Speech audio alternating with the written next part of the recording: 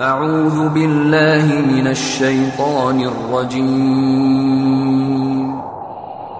يا أيها الذين آمنوا كتب عليكم الصيام كما كتب على الذين من قبلكم لعلكم تتقون أياما معدودات فمن كان منكم مريضا أو على سفر فعدة من أيام أخر وعلى الذين يطيقونه فدية طعام مسكين فمن تطوع خيرا فهو خير له وأن تصوموا خير لكم إن كنتم تعلمون شهر رمضان الذي أنزل فيه القرآن هدى للناس وبينات من الهدى والفرقان فمن شهد منكم الشهر فليصمه ومن كان مريضا أو على سفر فعدة من أيام أخر يريد الله بكم اليسر ولا يريد بكم العسر ولتكملوا العدة ولتكبروا الله على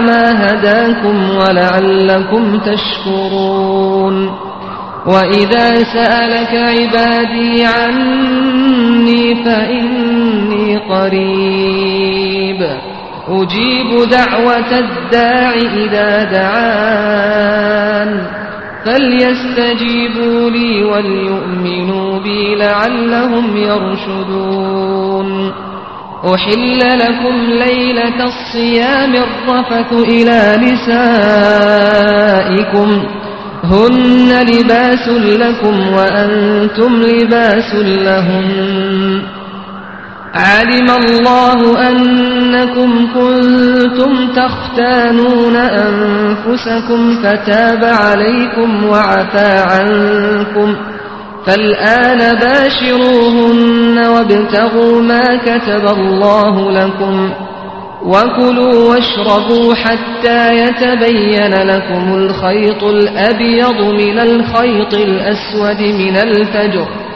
ثم أتموا الصيام إلى الليل ولا تباشروهن وأنتم عاكفون في المساجد تلك حدود الله فلا تقربوها كذلك يبين الله آياته للناس لعلهم يتقون. Bismillahirrahmanirrahim. Assalamualaikum warahmatullahi wabarakatuh. Innal hamdalillah nahmaduhu wa nasta'inuhu wa nastaghfiruh wa na'udzu billahi min shururi anfusina wa sayyiati a'malina man yahdihillahu fala mudhillalah wa man yudlil fala hadiyalah wa ashhadu an la ilaha illallah wahdahu la syarikalah wa ashhadu anna Muhammadan 'abduhu wa rasuluh.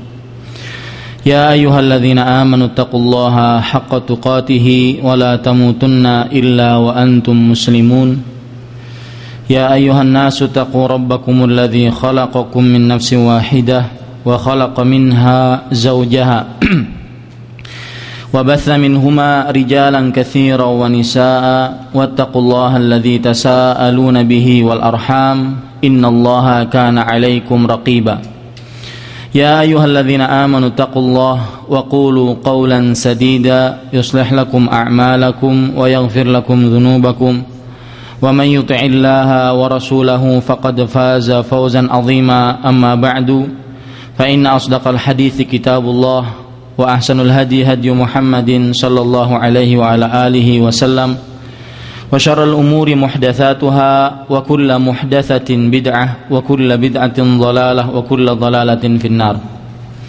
Ikhwani rahimanillah wa iyyakum. Alhamdulillah, kita bersyukur pada Allah Subhanahu wa taala pada pagi hari ini, hari Jumat tanggal 25 Sya'ban 1431 Hijriah, kita bisa duduk bersama di dalam sebuah kajian Islam sehari seputar puasa. Dan ini adalah kajian yang pertama dengan nama-nama Allah yang husna dan sifat-sifatnya yang ulia. Saya berdoa semoga apa yang kita kerjakan sekarang ini termasuk amal ibadah yang diterima oleh Allah Subhanahu wa taala, dan akhirnya kita bisa mendapatkan ilmu yang bermanfaat dan bisa mengamalkan apa yang telah kita ilmui. Salawat dan salam semoga selalu Allah berikan pada Nabi kita Nabi Muhammad sallallahu alaihi wa ala alihi wasallam, kepada keluarga beliau, para sahabat serta orang-orang yang mengikuti beliau sampai hari kiamat kelak. Para ikhwah yang dirahmati oleh Allah Subhanahu wa taala, sebagaimana tema atau topik kajian ke-1 atau pertama ini adalah hukum dan adab puasa, dan sudah kita atur jadwalnya masing-masing.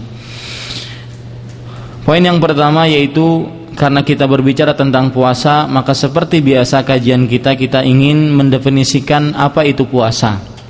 Secara bahasa, puasa adalah al-imsak, artinya menahan.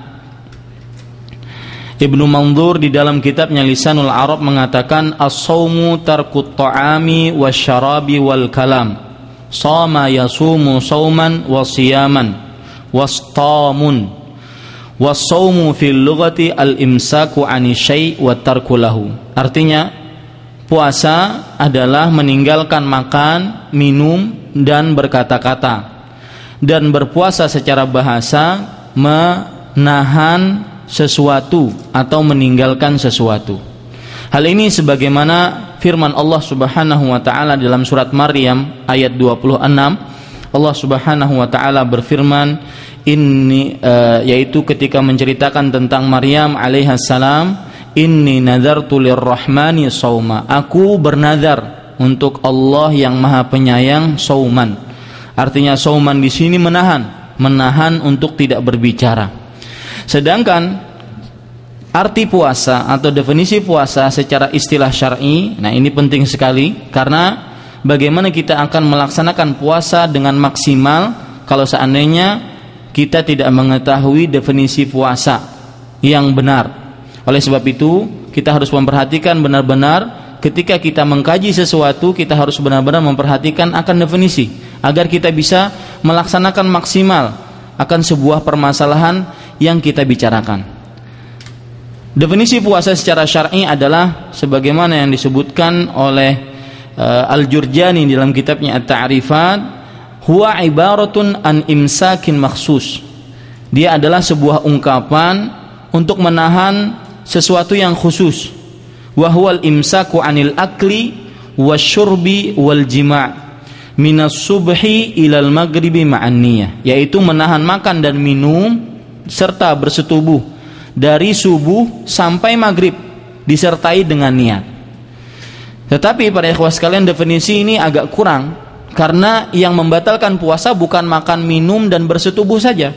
Masih banyak sekali hal-hal yang membatalkan puasa selain makan, minum dan bersetubuh. Makanya kita bisa ambil definisi yang kita pilih yang jami' mani', yaitu yang mengumpulkan seluruh definisi dan mengeluarkan kata-kata yang tidak perlu di dalam definisi tersebut.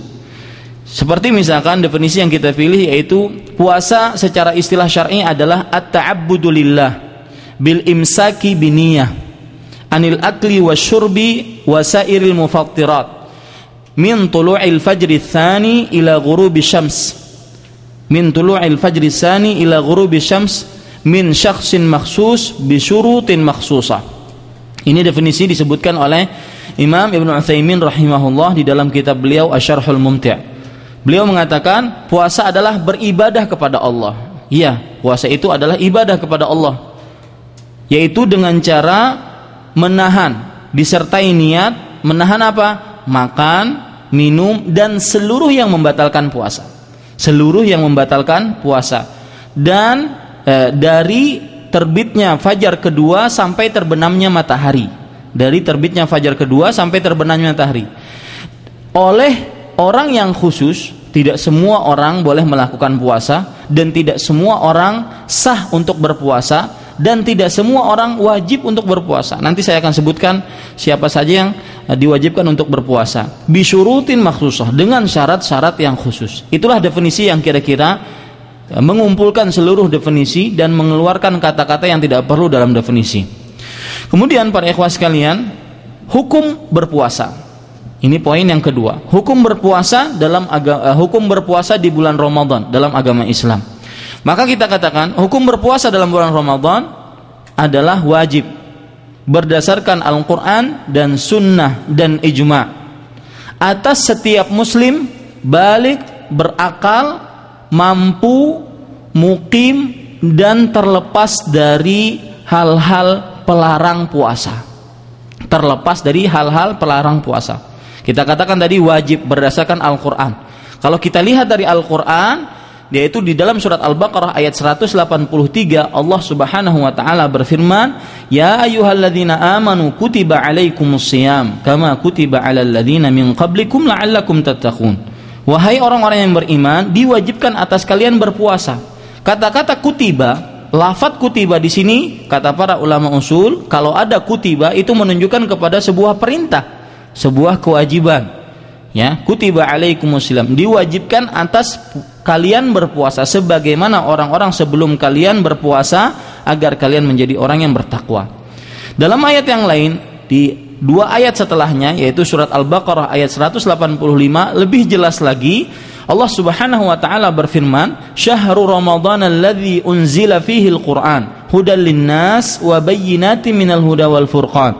Faman syahida minkumus syahra falyasumhu." Bulan Ramadan adalah bulan yang diturunkan di dalamnya Al-Quran sebagai petunjuk bagi manusia dan keterangan-keterangan dari petunjuk tersebut serta pembeda. Barang siapa yang telah menyaksikan bulan dari kalian, yaitu bulan Ramadan, maka hendaknya dia berpuasa. Di sini ada perintah falyasumhu, perintah dari Allah Subhanahu wa taala. Wal aslu fil amri al-wujub. Asal hukum dari sebuah perintah adalah wajib sampai datang ayat-ayat atau nas-nas lain yang menurunkan dia dari kewajiban tersebut. Kalau kita lihat dari hadis-hadis Nabi Muhammad SAW yang menunjukkan akan kewajiban berpuasa adalah sebuah hadis yang diriwayatkan oleh Imam Bukhari dan Muslim dari sahabat Thalhah bin Ubaidillah radhiyallahu anhu. Beliau bercerita, ada seorang A'rabi datang kepada Nabi Muhammad SAW. A'rabi artinya adalah orang kampung Arab. Datang kepada Nabi Muhammad SAW dalam keadaan rambutnya ya tidak tersisir, kemudian dia juga berbicara dengan pembicaraan yang tidak bisa dipahami, kata Thalhah bin Ubaidillah. Kemudian dia bertanya kepada Rasulullah sallallahu alaihi wasallam, "Ya Rasulullah, wahai Rasulullah." Di pertanyaan pertama dia bertanya tentang salat. "Beritahukanlah kepadaku apa yang telah Allah wajibkan atasku dari salat." Kemudian Nabi pun menjawab, dan itu bukan pembicaraan kita karena kita ingin membicarakan tentang puasa. Kemudian pertanyaan kedua dia berkata lagi, "Akhbirni bima faradallahu alayya minas siyam." Beritahukanlah kepadaku wahai Rasulullah tentang apa yang Allah wajibkan atasku dari berpuasa. Kata Rasulullah SAW, "Syahrul Ramadan." Berpuasa di bulan Ramadan. Ini jelas apa yang diwajibkan atasku. Pertanyaannya seperti itu langsung dijawab oleh Rasulullah SAW, yaitu berpuasa di bulan Ramadan. Orang ini bertanya lagi kepada Rasul SAW, "Hal alayya ghairu?" Wahai Rasulullah SAW, apakah ada puasa lain yang diwajibkan atasku? Kata Rasulullah SAW, "La, tidak ada. Illa an tatawwa'a syai'an." Kecuali kalau kamu ingin berpuasa sunnah. Nah, ini menunjukkan Bapak-bapak, para ikhwan yang dirahmati oleh Allah Subhanahu wa taala, hadis ini menunjukkan akan berpuasa adalah sebuah kewajiban yang diwajibkan oleh Allah atas kaum muslimin. Kita katakan tadi berpuasa hukumnya wajib berdasarkan Al-Qur'an, sunnah dan ijma'. Kalau kita lihat ijma' disebutkan oleh Imam Ibnu Abdul Bar dan juga disebutkan dalam kitab Al-Mughni oleh Imam Ibnu Qudamah, bahwasanya kaum muslimin bersepakat akan kewajiban puasa. Barang siapa yang mengingkari akan kewajiban puasa, maka dia kafir. Kita katakan tadi bahwasanya puasa wajib atas orang muslim. Berarti orang kafir tidak wajib dan tidak sah dia berpuasa. Hal ini sesuai dengan firman Allah Subhanahu wa taala yang berbunyi, "Wa ma mana'ahum an tuqbala minhum nafaqatuhum illa annahum kafaru billah." Dan orang-orang kafir tidak ada yang menahan untuk diterima sedekah-sedekah mereka kecuali karena mereka kufur terhadap Allah wa bi rasulih dan juga kufur terhadap rasulnya. Ini menunjukkan bahwasanya orang kafir tidak wajib dan tidak sah puasanya. Akan tetapi perlu diingat, meskipun tidak wajib dan tidak sah, mereka akan tetap diberikan siksa atas peninggalan mereka terhadap syariat-syariat Islam. Karena asal pokok ajaran Islam itu juga diberikan atau ditujukan kepada orang-orang kafir sekalian. Hal ini berdasarkan sebuah firman Allah Subhanahu wa taala dalam surah Al-Muddatsir. Allah Subhanahu wa taala berfirman, "Ma salakakum fi saqar? Qalu lam nakum minal musallin wa lam nakun nut'imul miskin wa kunna nakhudhu ma'al kha'idin wa kunna nukadzibu biyaumiddin." Kenapa kalian kalian masuk ke dalam neraka Saqar? Kemudian orang-orang yang di neraka Saqar menjawab, kami tidak termasuk daripada orang-orang yang mengerjakan sholat dan tidak membayar atau tidak memberikan makanan kepada orang miskin. Ini menunjukkan bahwasanya orang-orang kafir meskipun dia tidak diwajibkan dan tidak sah untuk berpuasa, tetapi perlu diingat mereka tetap disiksa oleh Allah Subhanahu wa taala atas meninggalkan syariat-syariat Islam, karena syariat-syariat Islam itu tetap ditujukan kepada mereka. Kemudian kita katakan tadi muslim baligh, berarti yang belum baligh tidak wajib untuk berpuasa, ya, tidak wajib untuk berpuasa. Hal ini berdasarkan sebuah hadis yang diriwayatkan oleh Imam Abu Daud dari Ali bin Abi Thalib radhiyallahu anhu, Rasulullah sallallahu alaihi wasallam bersabda, "Rufi'al qalamu an thalathatin." Artinya pena untuk mencatat amal ibadah itu diangkat dari 3 orang, 3 jenis manusia. Yang pertama, anil majnunil maghlubi ala aqli hatta yafiq. Orang yang gila yang tidak sadar sampai dia sadar. Wa anin naimi hatta yastayqid. Orang yang tidur sampai dia bangun. Wa anis sabi hatta yahtalim. Dan orang yang sobi, anak kecil, sampai dia mimpi. Sampai dia mimpi, artinya sampai dia baligh. Ini menunjukkan, hadis ini menunjukkan bahwasanya orang yang belum baligh tidak diwajibkan untuk berpuasa. Kemudian syarat yang syarat yang ketiga yaitu berakal. Diwajibkan atas orang berakal. Berarti orang yang gila, orang yang kadang-kadang ayan, orang yang pikun. Nah, ini jawabannya nanti di siang hari. Ya, di siang hari dari mulai 1:30 sampai jam 3. Ini permasalahan-permasalahan seputar puasa. Nah, orang yang gila, berakal kebalikannya adalah gila. Berarti orang gila tidak diwajibkan berpuasa. Sebagaimana hadis tadi yang saya sebutkan dari Ali bin Abi Thalib diriwayatkan oleh Imam Abu Daud. Kemudian syarat yang keempat yaitu mampu. Kebalikan daripada mampu adalah lemah, tidak mampu. Ya, orang yang tidak mampu tidak diwajibkan untuk berpuasa. Akan tetapi dia wajib untuk mengqadha. Ya, tidak seperti yang pertama-pertama tadi, dari 1, 2, 3 tidak. Akan tetapi mampu, kalau seandainya dia tidak mampu untuk berpuasa, maka dia tidak diwajibkan untuk berpuasa, boleh berbuka di siang hari bulan Ramadan, akan tetapi dia wajib mengqadha. Hal ini sebagaimana firman Allah Subhanahu wa taala dalam surat Al-Baqarah, "Faman kana minkum maridan aw ala safarin fa iddatun min ayyamin ukhra." Barang siapa di antara kalian yang sakit atau dalam sebuah perjalanan, maka hendaknya dia ganti di hari yang lain. Ini menunjukkan bahwasanya sakit termasuk orang yang lemah, yang tidak mampu. Ya, dia tidak diwajibkan untuk berpuasa, boleh berbuka, tetapi dia wajib untuk mengqadha di hari lain. Syarat yang syarat yang kelima yaitu al-iqamah, mukim, menetap di sebuah daerah. Itu yang diwajibkan untuk berpuasa. Berarti kebalikan daripada mukim adalah musafir. Seorang musafir tidak diwajibkan untuk berpuasa, boleh dia berbuka. Nanti juga kita akan bahas musafir bagaimana yang boleh berbuka.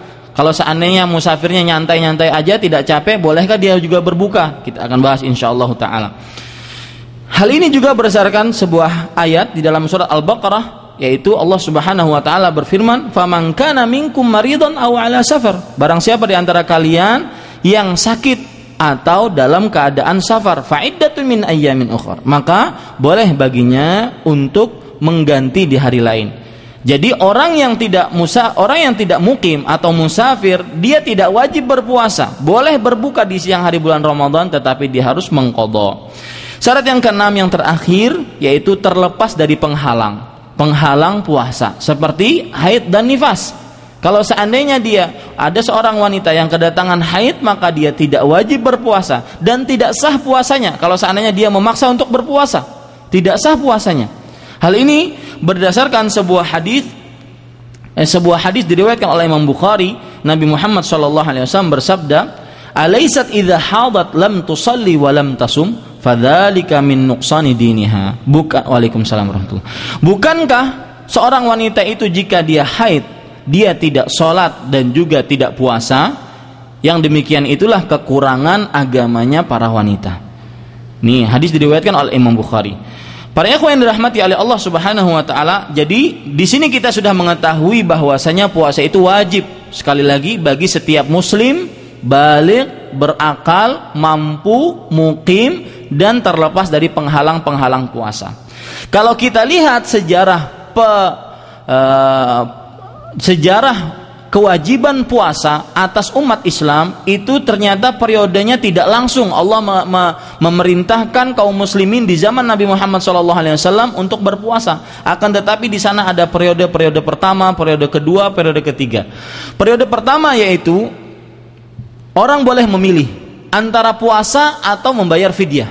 Artinya kalau datang bulan Ramadan, kalau dia ingin berpuasa silahkan, tapi kalau seandainya dia malas berpuasa, dia bayar fidyah. Dia bayar fidyah, yaitu sekitar setengah sa untuk setiap fakir miskin yang dia tidak berpuasa pada hari itu. Jadi satu hari dia tidak berpuasa, maka dia bayar kepada satu fakir miskin setengah sa.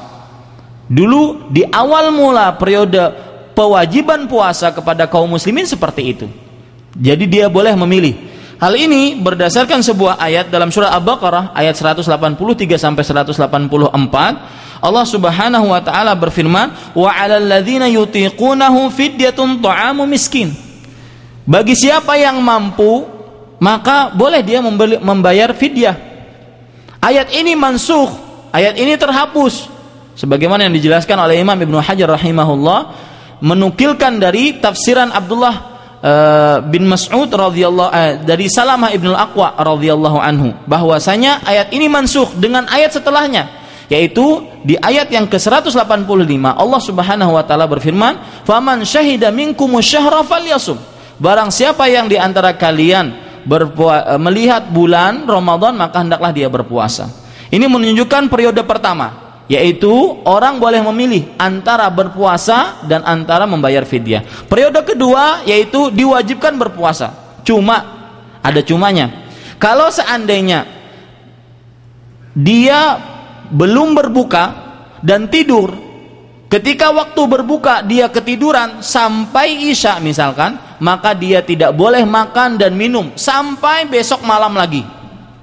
Jadi misalkan sekarang dia berpuasa, ya, ini periode kedua ini. Berpuasa sampai sore, sampai terbenam matahari. Ternyata setengah jam sebelum maghrib dia ketiduran karena kecapean kerja, dia ketiduran. Maka ketiduran sampai kapan? Sampai Isya atau sampai sebelum Isya. Pokoknya dia belum berbuka ketika waktu berbuka. Maka pada saat itu, ya, dia harus tidak boleh makan dan minum sampai kapan? Sampai besok pagi. Kemudian sampai besok siang, sampai besok terbenamnya matahari lagi, baru boleh dia makan. Ini periode kedua kewajiban berpuasa. Hal ini sebagaimana yang disebutkan di dalam sebuah hadis dari Al-Bara bin Azib radhiyallahu anhu yang diriwayatkan oleh Imam Bukhari, yaitu ada seorang sahabat yang bernama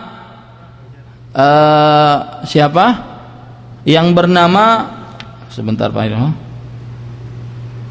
Ya, Qais ibn Sarmah al-Ansari radhiyallahu an. Qais ibn Sarmah al-Ansari. Beliau ini kerja seharian penuh. Kemudian setelah kerja seharian penuh, dia ketika waktu berbuka dia menanyakan kepada istrinya, "A'indaki syai'? Apakah kamu mempunyai sesuatu untuk berbuka?" Kata istrinya, "Kita tidak mempunyai sesuatu, tapi saya akan cari." Nah, ketika dalam pencarian tersebut Qais tertiduran. Istrinya mencari makanan, Qaisnya tidur. Setelah pulang istrinya bawa makanan, Qaisnya tertidur. Kata istrinya, "Khaibatan lak." Sungguh kamu celaka. Artinya kenapa? Berarti kamu tidak boleh makan makanan yang saya bawa ini sampai besok malam. Ternyata besoknya Qais ketika malamnya sudah nggak makan, sahurnya juga nggak sahur, nggak boleh sahur. Kemudian siangnya pingsan. Akhirnya Allah Subhanahu wa taala menurunkan ayat, "Wa kulu washrabu hatta yatabayyana lakumul khaitul abyadu minal khaitil aswad." Makan dan minumlah sampai terbit fajar. Makan dan minumlah pada waktu malam sampai terbit fajar. Nah, inilah periode yang ketiga, yaitu diwajibkannya berpuasa dan waktu berpuasa dari mulai terbit fajar kedua sampai terbenam matahari. Jadi kalau seandainya terbenam matahari, meskipun dia tidur, nanti kalau dia bangun maka dia boleh untuk makan. Jadi itulah periode tentang kewajiban berpuasa atas kaum muslimin. Poin yang kedua, dua cara menentukan masuknya bulan Ramadan. Cara yang pertama yaitu dengan melihat hilal. Melihat hilal. Cara yang kedua yaitu dengan menyempurnakan bulan Sya'ban menjadi 30 hari.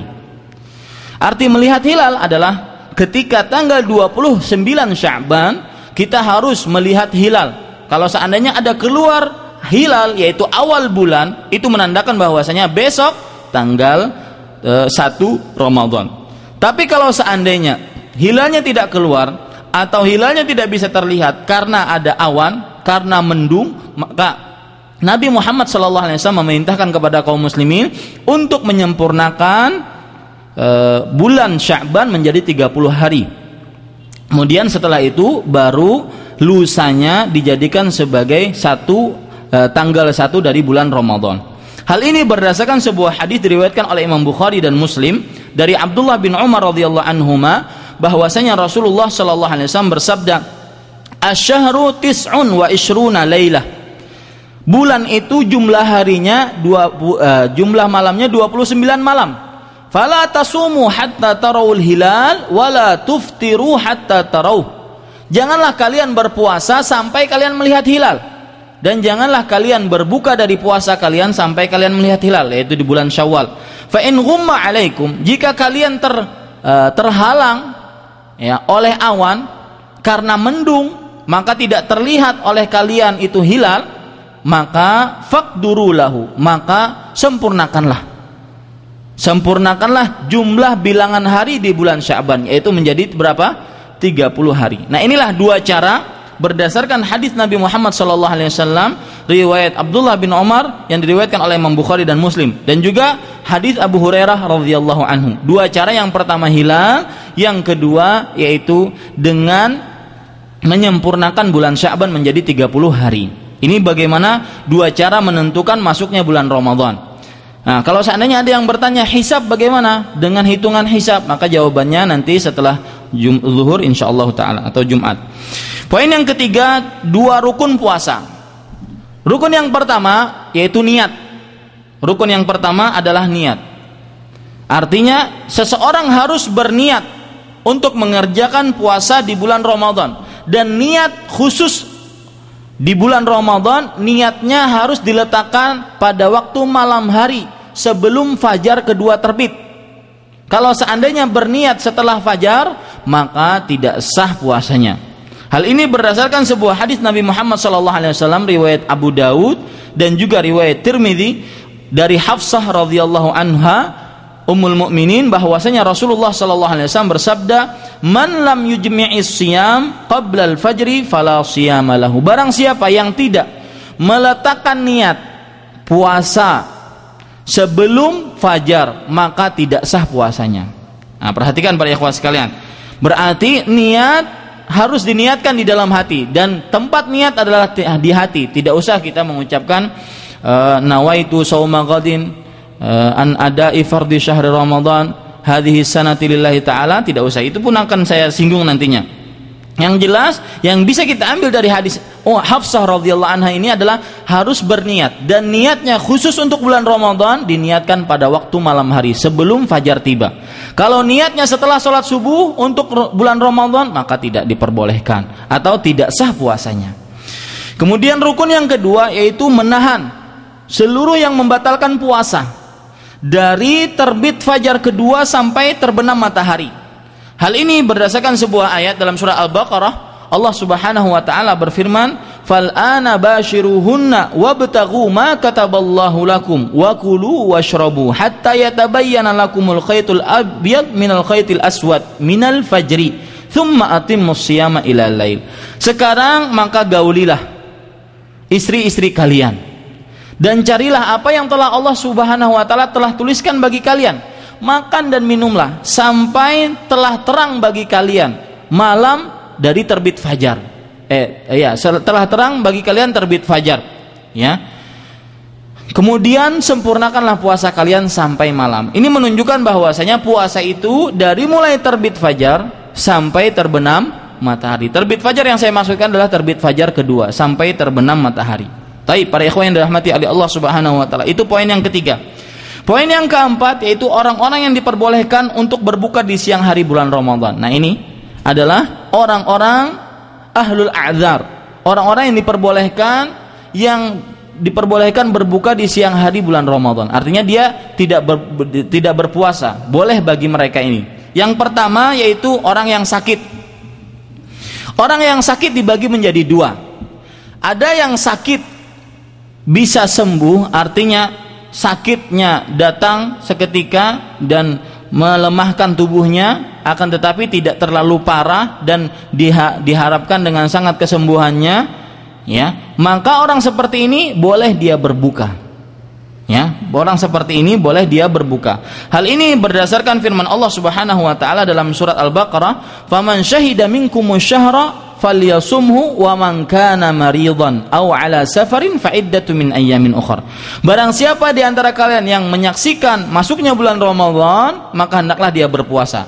Dan barang siapa yang sakit atau di dalam perjalanan, maka hendaklah dia mengqadha di lain hari.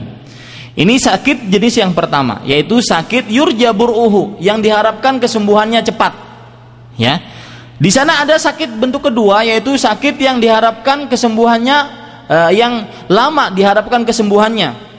Artinya dia tidak sembuhnya lama, ya, kemungkinan sembuhnya lama. Seperti misalkan orang yang stroke atau orang yang pikun, ya. Ini sakit yang tidak diharapkan sembuhnya secara cepat, artinya dia lama sembuhnya. Yang demikian ini kita mengetahui ini sakit akan cepat sembuhnya atau ini sakit akan lambat sembuhnya, ini berdasarkan dokter muslim yang terpercaya dan dia di bidangnya, ya.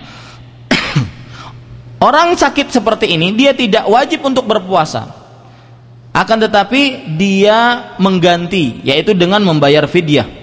Setiap hari dia tidak berpuasa, maka sehari itu pula dia harus membayar atau memberi makan kepada seorang fakir miskin. Berapa banyak? Setengah sa', ya, memberi makan kepada seorang fakir miskin setengah sa'. Hal ini berdasarkan perkataan Abdullah bin Abbas radhiyallahu anhuma. Beliau berkata, "Asy-syaikhul kabir wal mar'atul kabirah la yastati'ani an yasuma fayut'imani makana kulli yaumin miskina." Orang yang sudah tua, baik laki-laki ataupun perempuan, yang tidak bisa berpuasa, maka hendaknya mereka membayar fidyah, memberi makan kepada satu orang miskin di setiap hari dia tidak berpuasa. Ini jenis pertama, Bapak-bapak sekalian, yang diperbolehkan untuk tidak berpuasa. Jenis kedua yaitu orang musafir. Musafir yang bagaimana? Bukan hanya bepergian, bukan hanya sekedar bepergian, tetapi musafir yang di dalamnya dia mengqashar salat. Ya, yang di dalamnya dia mengqashar salat. Jumhur ulama mengatakan seorang musafir boleh dia mengqashar salat ketika perjalanannya kira-kira 84 kiloan.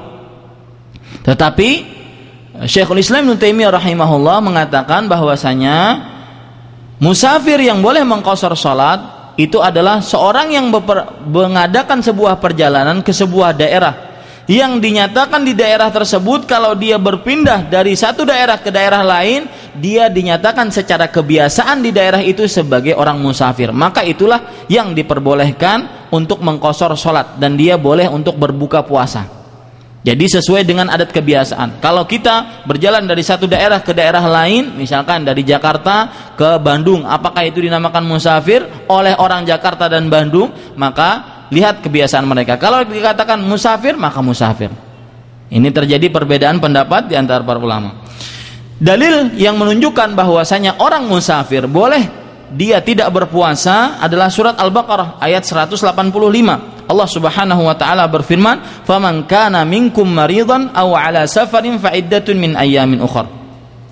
Barang siapa di antara kalian yang sakit atau bepergian, maka hendaknya dia mengqadha di hari lain. Kalau dilihat dari sunnah Nabi Muhammad SAW, ada sebuah hadis diriwayatkan oleh Imam Tirmidzi, Rasulullah SAW bersabda, "Innallaha wada'a 'anil musafiri as-sauma." Allah telah meninggalkan atau telah memberikan keringanan kepada orang musafir untuk tidak berpuasa. Telah meletakkan bagi orang musafir puasa, artinya tidak wajib bagi orang musafir untuk berpuasa. Kalau kita lihat secara ijma', Imam Ibnu Qudamah dalam kitabnya Al-Mughni mengatakan bahwasanya ajma'al muslimun, kaum muslimin bersepakat ala ibahatil fitri lil musafir fil jumlah, bahwasanya orang yang musafir boleh dia berbuka secara global, ya. Musafir secara umum dia boleh untuk berbuka. Kemudian para ikhwan yang dirahmati oleh Allah Subhanahu wa taala, sekarang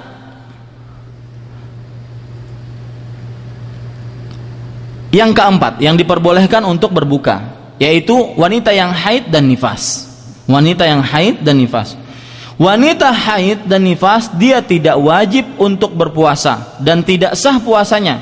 Maka mereka boleh untuk berbuka. Hal ini sebagaimana sebuah hadis diriwayatkan oleh Imam Bukhari dan Muslim dari Aisyah radhiyallahu anha, "Kunna nahidu ala ahdi Rasulillah sallallahu alaihi wasallam fa nu'maru biqada'is shaum wa la nu'maru biqada'is shalah." Kami, kata Aisyah, kami para wanita haid di zaman Rasulullah sallallahu alaihi wasallam. Kemudian kami diperintahkan untuk mengqadha puasa. Artinya mereka boleh berbuka, ya.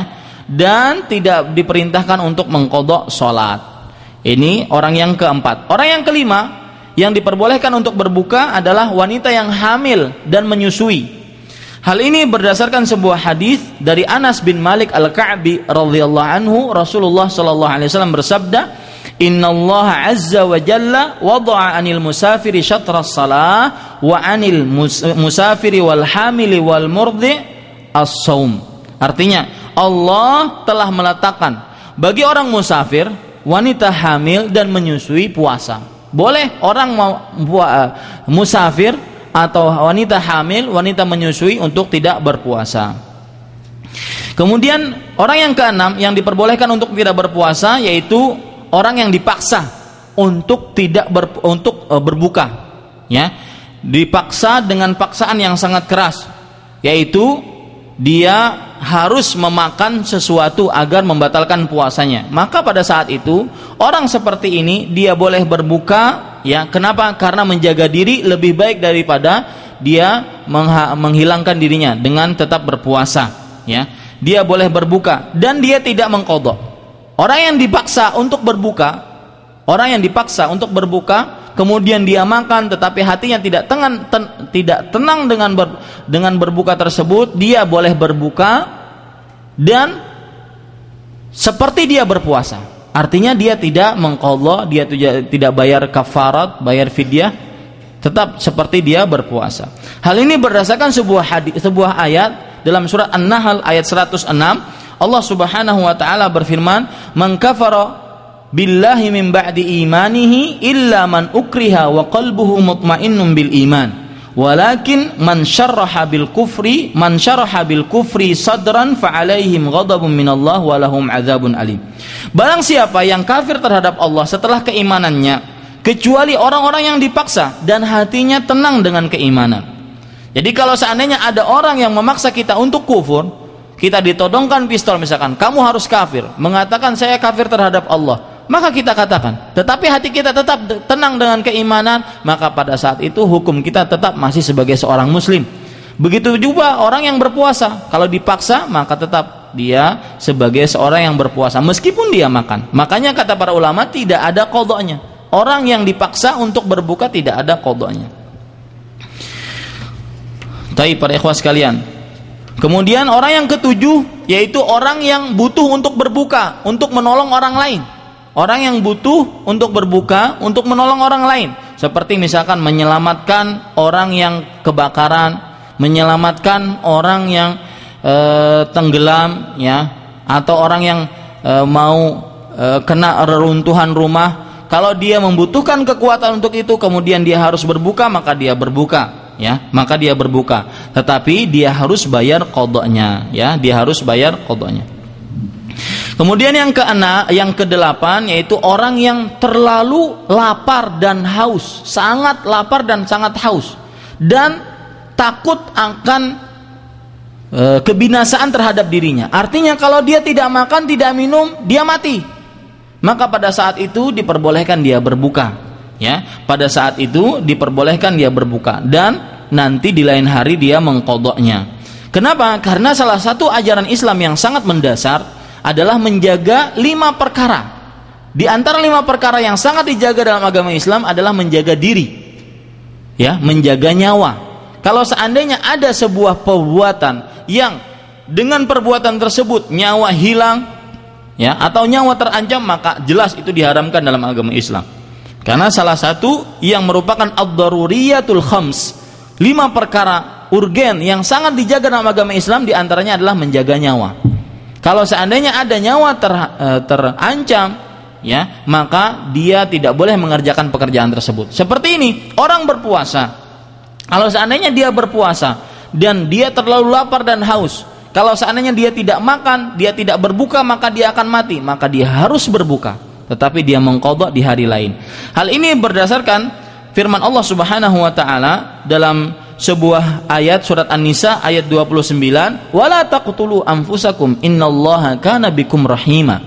Janganlah kalian membunuh diri kalian, sesungguhnya Allah itu terhadap kalian Maha Penyayang. Dan juga berdasarkan sebuah hadis riwayat Ibnu Majah, Rasulullah SAW memutuskan la dharara wala dirar. Tidak ada sesuatu yang berbahaya dan membahayakan. Tidak boleh dalam agama Islam yang bahaya dan membahayakan. Yang kesembilan, yang terakhir, yang diperbolehkan untuk berbuka pada siang hari bulan Ramadan adalah orang yang berjihad di jalan Allah dan membutuhkan kekuatan. Orang yang berjihad di jalan Allah, berperang melawan musuh, membutuhkan kekuatan. Maka orang-orang seperti ini mereka diperbolehkan untuk berbuka, ya. Hal ini berdasarkan sebuah hadis diriwayatkan oleh Imam Muslim, yaitu ketika Nabi Muhammad SAW menaklukkan kota Mekah, ya. Beliau mengatakan ketika sudah hampir dekat dengan kota Mekah, beliau mengatakan, "Innakum qad danautum min aduwikum wal fitru aqwalakum." Sesungguhnya kalian sudah dekat dengan musuh-musuh kalian, dan berbuka itu lebih kuat bagi kalian untuk melawan musuh-musuh kalian. Di sini Rasulullah SAW memberikan petunjuk bagi orang yang berjihad di jalan Allah, membutuhkan kekuatan, dia harus berbuka. Baik, para ikhwas sekalian dirahmati oleh Allah Subhanahu wa taala. Sekarang pembatal puasa. Yang pertama yaitu jima, bersetubuh, ya. Arti jima adalah memasukkan kemaluan laki-laki kepada kemaluan perempuan meskipun tidak keluar mani. Memasukkan kemaluan laki-laki kepada kemaluan perempuan meskipun tidak keluar mani. Ini termasuk daripada pembatal yang paling berat bagi puasa.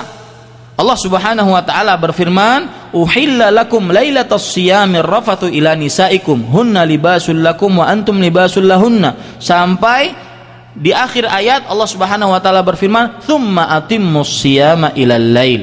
Yaitu surat Al-Baqarah ayat 187. Syekhul Islam Ibnu Taimiyah rahimahullah mengomentari ayat ini, "Fa'udzina atau fa'adzina fil mubasyarah fa'uqila min dzalika annal murad as-siyamu minal mubasyarah wal akli wasyurb." Allah Subhanahu wa taala menghalalkan untuk bersetubuh ya pada waktu malam hari, maka kita pahami dari penghalalan Allah ini berarti di siang hari diharamkan untuk bersetubuh dan juga makan dan minum.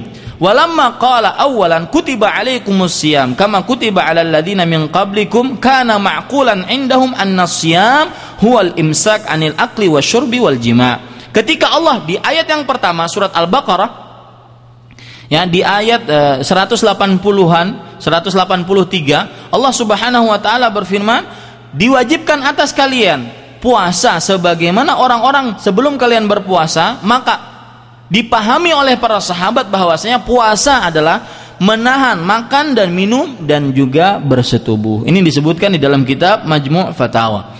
Kemudian kalau kita lihat dari sunnah Nabi Muhammad SAW yang menunjukkan akan hal ini, hadis yang sudah kita baca sebelum kajian ini tadi, yaitu seorang A'rabi, orang kampung Arab yang datang kepada Nabi Muhammad SAW dan mengatakan, ya Rasulullah halaktu, wahai Rasulullah SAW, aku telah celaka. Kemudian kata Rasulullah SAW, wa ma ahlakaka, apa yang telah membuatkan kau celaka? Kata Rasulullah SAW kepada orang tersebut. Orang tersebut pun menjawab, waqa'tu alam ra'ati fi Ramadan, aku telah menyetubuhi istriku di siang hari bulan Ramadan. Hadis ini diriwayatkan oleh Imam Bukhari dan Imam Muslim. Nah, para ikhwan yang dirahmati oleh Allah Subhanahu wa taala, dari hadis ini kita bisa ambil beberapa faedah.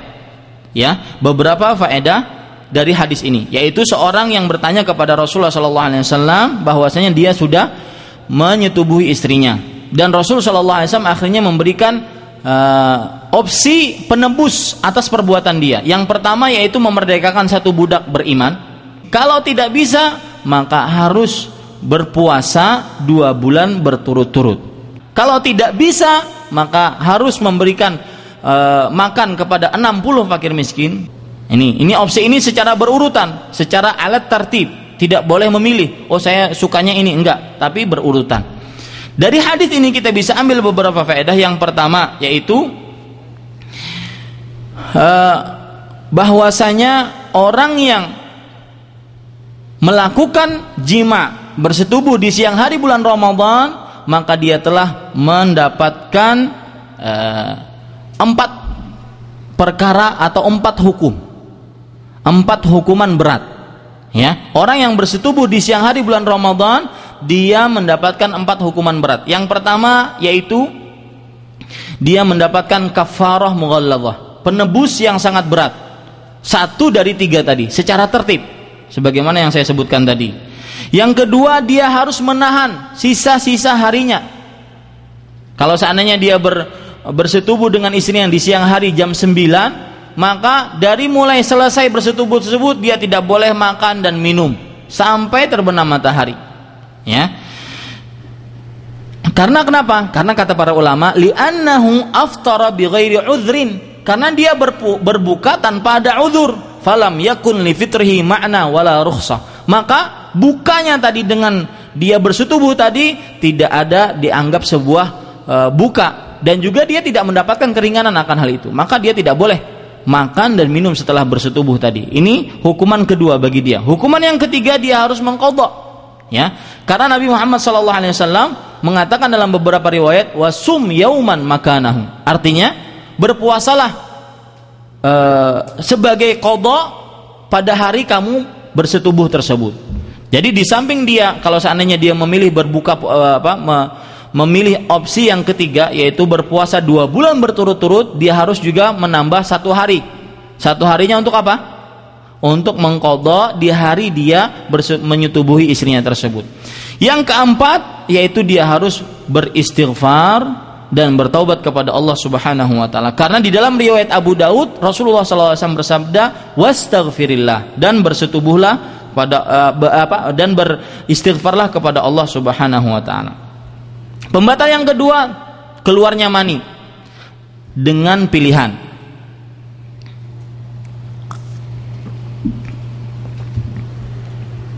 Keluarnya mani dengan pilihan dia, baik karena disebabkan mencium, memegang, masturbasi, ataupun melihat sesuatu ya yang dia niatkan dengan melihat sesuatu tersebut, dia merasa lezat dengan penglihatan dia, maka ini adalah sebab-sebab yang menjadikan dia keluar maninya, maka itu adalah pembatal puasa. Kenapa? Karena syahwat seperti ini ya tidak boleh di dalam berpuasa dan harus dijauhi. Berdasarkan hadis Nabi Muhammad sallallahu alaihi wasallam riwayat Bukhari dan Muslim dari Abu Hurairah radhiyallahu anhu, kullu amal ibni Adam yudha'afu al-hasanah bi asyri amsalha ila 700 dha'f illa as-shaum fa innahu li wa ana ajzi bi yad'u syahwatahu wa ta'amahu min ajli.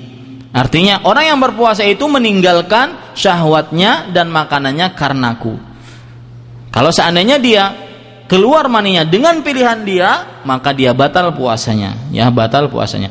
Yang ketiga, yaitu kalau ada yang bertanya madhi bagaimana, maka nanti ya siang insyaallah permasalahan puasa. Kemudian jenis yang ketiga pembatal puasa yaitu makan dan minum. Hal ini berdasarkan Al-Qur'an, sunnah dan ijma'. Al-Qur'an surat Al-Baqarah ayat 187. Ya. Wa kulu washrabu hatta yatabayyana lakumul khaytul abyadu minal khaytil aswadi minal fajr thumma atimmus siyama ilal lail. Makan dan minumlah sampai terang bagi kalian fajar, dan kemudian berpuasalah, sempurnakanlah puasa sampai malam. Ini menunjukkan bahwasanya makan dan minum dilarang ketika berpuasa dan termasuk pembatal puasa. Juga dari hadis yang sudah kita sebutkan tadi, meninggalkan makanannya berarti makanan termasuk pembatal puasa. Dan ijma' dinukilkan oleh beberapa ahli ijma', di antaranya Imam Ibnu Qudamah dalam kitabnya Al-Mughni, bahwasanya kaum muslimin bersepakat bahwasanya makan dan minum adalah membatalkan puasa. Jenis yang keempat, pembatal keempat, yaitu yang semakna dengan makan dan minum. Hal-hal yang semakna dengan makan dan minum, seperti misalkan transfusi darah, ya, ataupun suntikan yang menjadikan seseorang kuat badannya, ya, transfusi darah ataupun suntikan yang menjadikan seseorang kuat, ini termasuk daripada pembatal puasa. Ya, para ikhwah sekalian dirahmati oleh Allah Subhanahu wa taala. Kenapa? Karena hal tersebut semakna dengan makan dan minum. Kalau kita lihat, kata para ulama ini, kalau kita lihat pembatal puasa itu jenisnya dua. Yang pertama yaitu yang memberikan kekuatan kepada tubuh, yang kedua yaitu yang mengurangi kekuatan tubuh. Itu lihat saja, antum pembatal puasa seperti itu seluruhnya. Ya, ini yang keempat.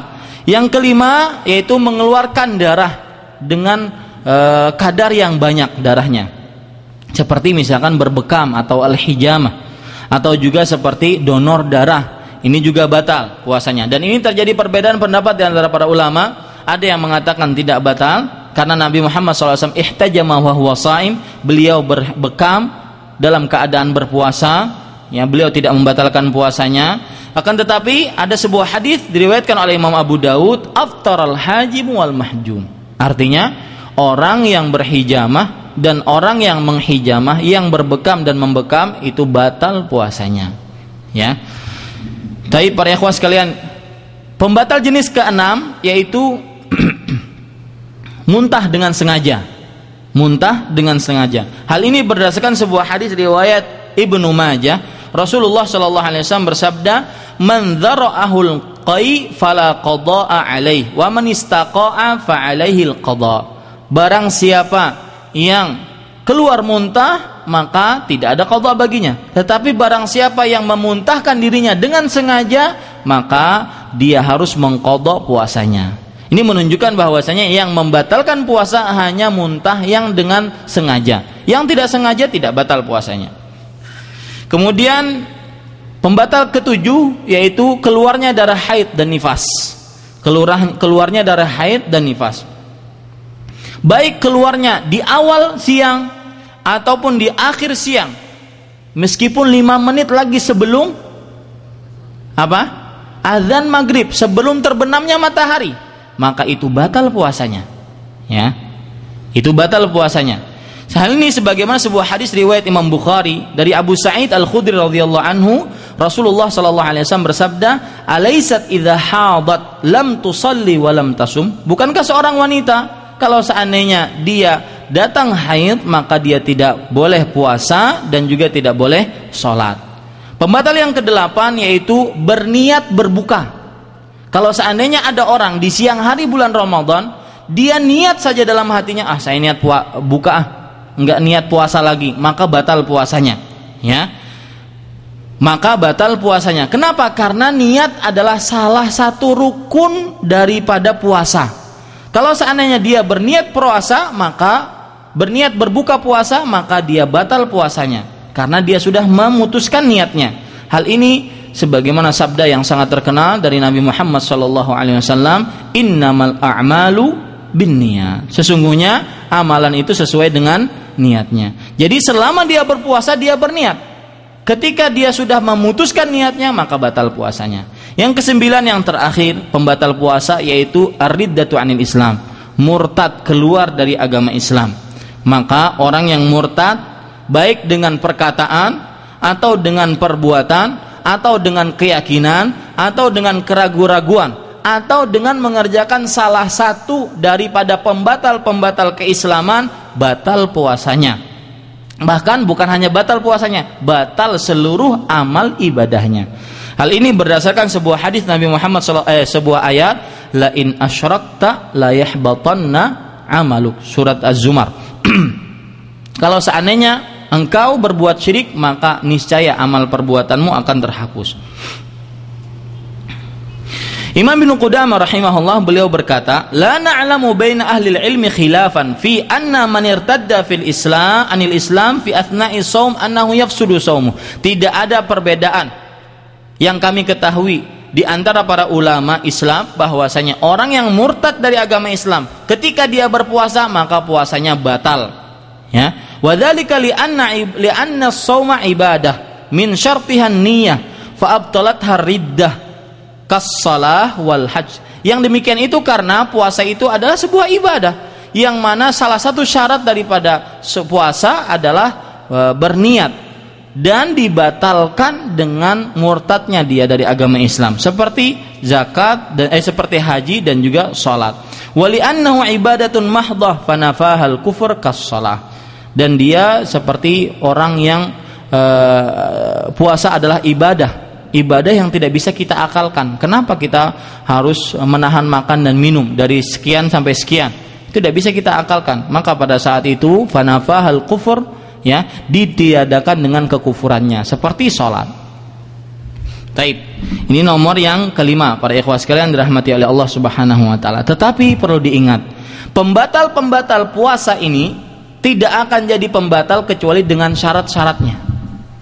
Sekarang berarti poin kita syarat-syarat pembatal puasa. Artinya pembatal 9 yang tadi saya sebutkan tidak akan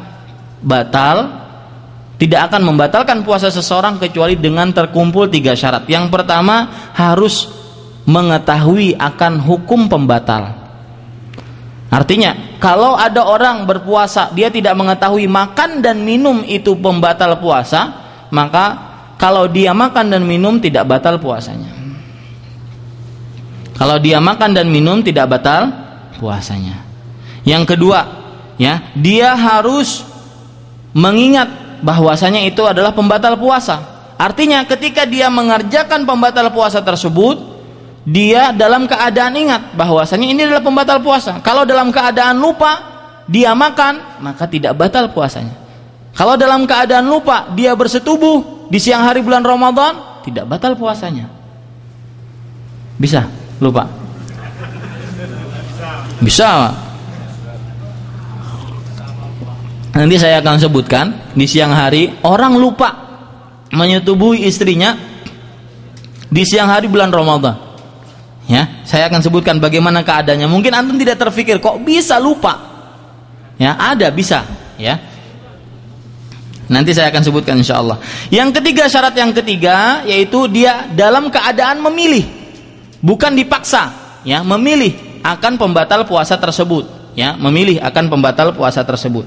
Nah, ini para ikhwah sekalian syarat-syarat yang disebutkan oleh para ulama tentang pembatal-pembatal puasa. Kalau seandainya terkumpul 3 ini baru batal puasanya. Yang pertama tadi apa? Mengetahui bahwasanya itu adalah pembatal puasa. Yang kedua dalam keadaan ingat.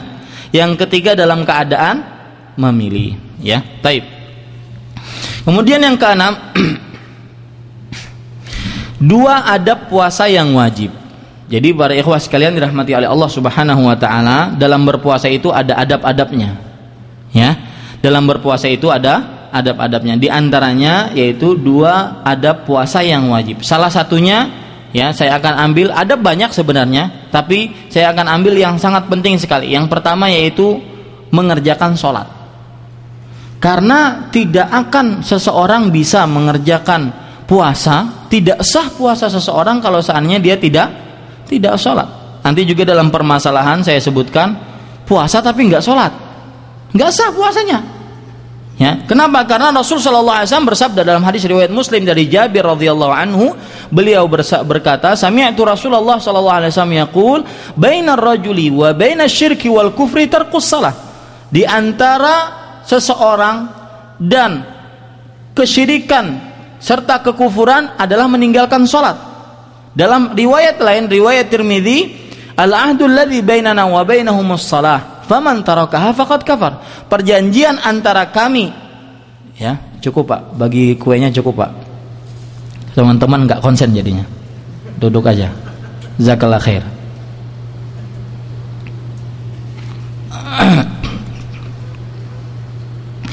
Al-ahdul ladzi bainana wa bainahumus shalah, faman tarakaha faqad kafar. Artinya, perjanjian antara kami dengan mereka adalah sholat. Barang siapa yang meninggalkan sholat maka dia sudah kafir. Berarti orang yang tidak sholat dihukumi sebagai kafir. Orang yang kafir kita katakan tadi apa? Tidak sah dan tidak wajib puasanya. Ini para ikhwan yang dirahmati oleh Allah Subhanahu wa taala. Ini adab yang pertama, yaitu orang yang berpuasa harus selalu menjaga sholatnya. Ya. Kemudian adab yang kedua yaitu menjaga sholat berjamaah, khususnya bagi laki-laki. Menjaga sholat berjamaah. Dan berdasarkan dalil-dalil yang ada, baik itu dari Al-Quran atau hadis-hadis Rasulullah SAW, bahwasanya sholat berjamaah di masjid hukumnya adalah wajib. Salat berjamaah di masjid hukumnya adalah wajib. Salah satu dalilnya yang menunjukkan akan hal itu adalah sebuah hadis diriwayatkan oleh Imam Bukhari dan juga Imam Muslim.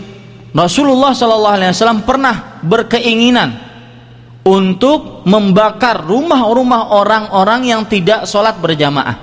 Coba perhatikan hadis ini. Nabi Muhammad SAW tidak mungkin membakar rumah-rumah orang yang meninggalkan amalan sunnah. Tidak mungkin, seberat itu hukumannya kalau itu adalah amalan sunnah. Kenapa Nabi Muhammad SAW mau membakar? Karena mereka telah meninggalkan amalan wajib. Tidak mungkin Nabi memberikan sanksi begitu berat, ingin dibakar rumahnya kalau seandainya mereka meninggalkan suatu amalan sunnah. Dari sini para ulama menyatakan bahwasanya hukum sholat berjamaah adalah wajib. Dalil yang lain yang lebih kuat yaitu sebuah hadis tentang orang buta yang datang kepada Rasulullah Shallallahu Alaihi Wasallam. Ya, orang buta yang datang kepada Rasulullah Shallallahu Alaihi Wasallam. Sebelum saya menceritakan tentang orang buta tadi, hadis orang buta, Imam Nawawi rahimahullah yang bermadzhab Syafi'i dalam kitab beliau Al-Minhaj Syarah Sahih Muslim, beliau mengatakan ketika beliau mengomentari tentang hadis keinginan Rasulullah sallallahu alaihi wasallam membakar rumah orang yang tidak salat berjamaah, beliau mengatakan wa fi hadzal hadis dalalatun ala anna salatal jamaah fardhu ain.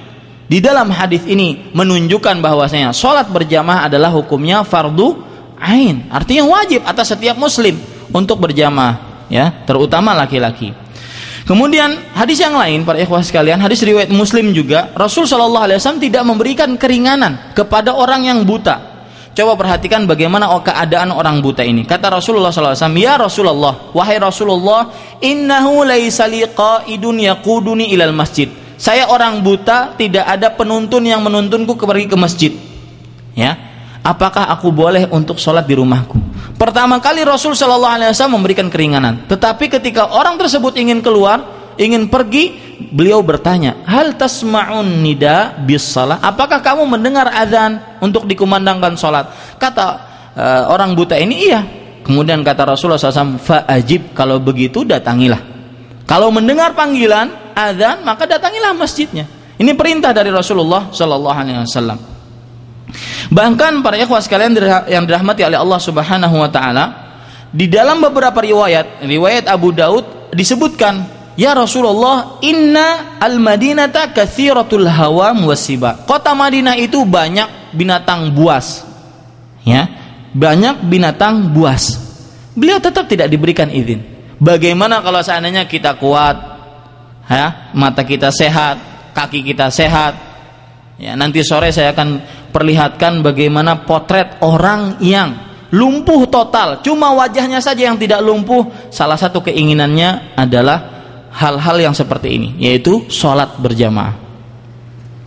Ya para ikhwah sekalian, itu hujjah nanti pemberat bagi Allah Subhanahu wa taala di atas kita di hari kiamat. Tuh lihat, orang yang cacat saja maunya sholat, kamu sehat tidak berniat untuk sholat berjamaah di masjid. Nah, ini menunjukkan akan wajibnya sholat berjamaah di masjid. Ini adab-adab yang diwajibkan untuk orang yang berpuasa. Nomor yang ketujuh yaitu adab-adab puasa yang mustahab atau yang dianjurkan. Di antaranya sahur. Ya, Rasulullah SAW bersabda, tasahharu fa inna fis sahuri barakah. Bersahurlah kalian, sesungguhnya di dalam sahur itu ada berkahnya. Hadis diriwayatkan oleh Imam Bukhari dan Muslim. Yang kedua yaitu berbuka puasa. Jangan sampai tidak berbuka. Ini termasuk adab yang sangat dianjurkan. Sebagaimana hadis dari Abdullah bin Umar radhiyallahu anhu, dari Umar bin Khattab radhiyallahu anhu, Rasulullah sallallahu alaihi wasallam bersabda, "Idza aqbala al-lailu min hahuna wa adbara an-naharu min hahuna wa gharabati syams faqad aftarat shaim." Kalau seandainya telah datang malam dari arah sini, kemudian telah hilang siang, artinya telah berhenti siangnya dari arah sini, kemudian terbenam matahari, maka orang yang berpuasa dia sudah dinyatakan sebagai orang yang berbuka. Ini adab yang dianjurkan yang kedua. Adab yang dianjurkan yang ketiga yaitu membukakan puasa orang yang berpuasa.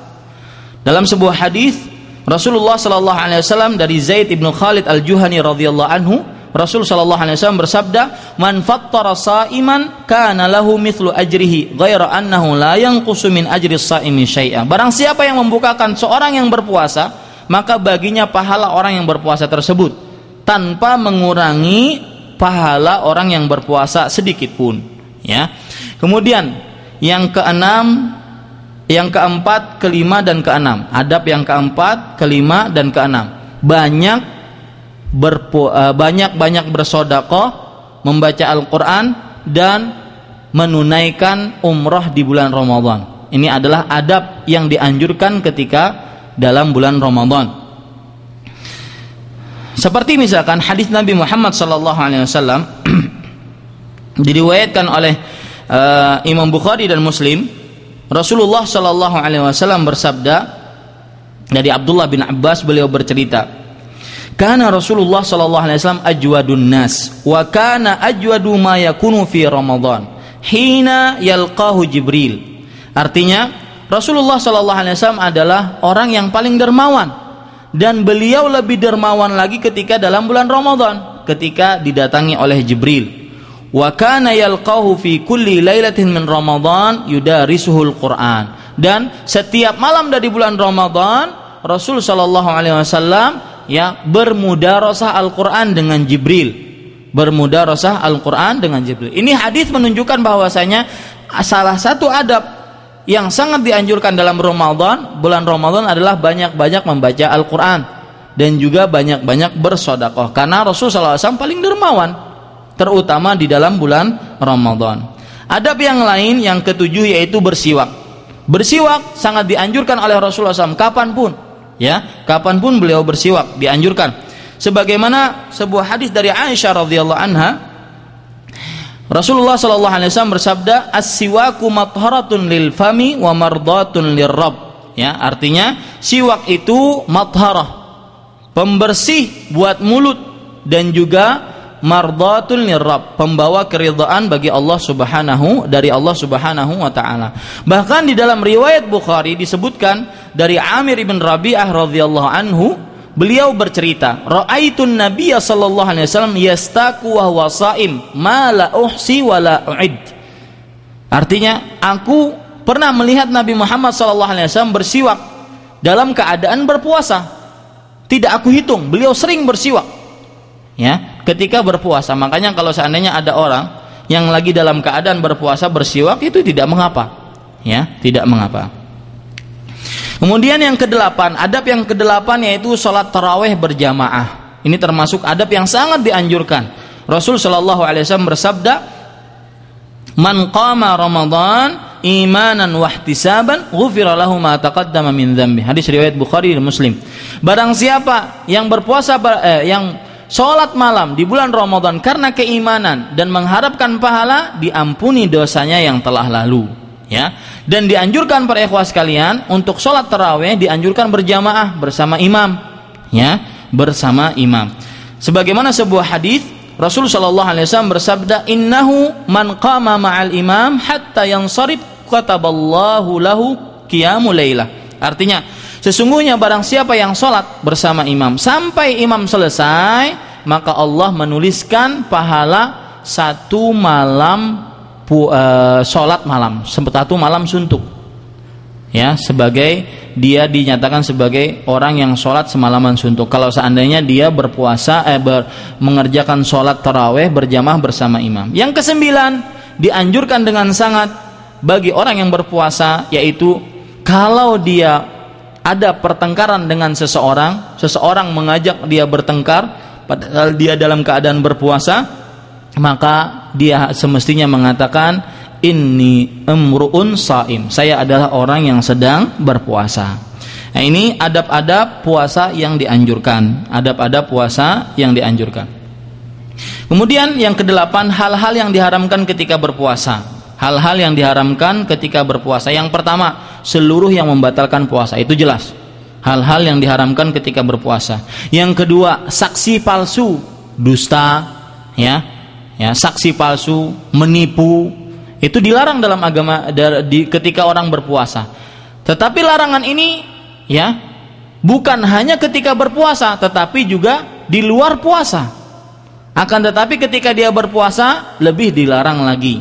Hal ini sebagaimana sebuah hadis riwayat Bukhari dari Abu Hurairah radhiyallahu anhu, Rasul sallallahu alaihi wasallam bersabda, "Man lam yada' qaulaz zuri wal 'amala bihi falaysa lillahi hajatun fi an yada'a ta'amahu wa syarabah." Artinya, barang siapa yang tidak meninggalkan perkataan dusta ataupun saksi palsu, maka Allah Subhanahu wa taala tidak mempunyai kebutuhan baginya untuk orang tersebut meninggalkan makanan dan minumannya. Artinya puasanya sia-sia.